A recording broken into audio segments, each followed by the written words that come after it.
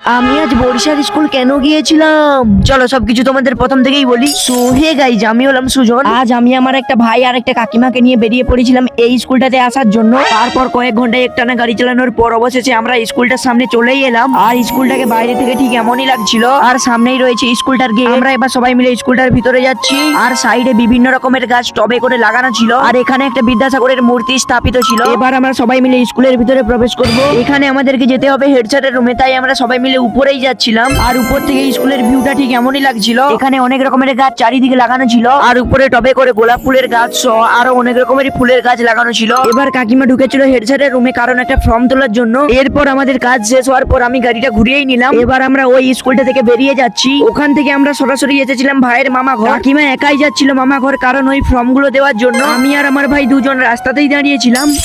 A few moments later. তারপর আমরা ওখান থেকে সরাসরি এসেছিলাম ব্যাংকে। এখানে আমাদের কোনোই কাজ ছিল না, অ্যাকচুয়ালি কাকিমারই এখানে কাজ ছিল। তারপর সবকিছু কাজ কমপ্লিট করার পর আমরা এখানে ফুচকা খেয়েছিলাম। চলো এবার আমরা সবাই মিলে বাড়ি যাচ্ছি। ভিডিওটি তোমাদের ভালো লাগলে লাইক এন্ড সাবস্ক্রাইব করতে ভুলো না। চলো টাটা।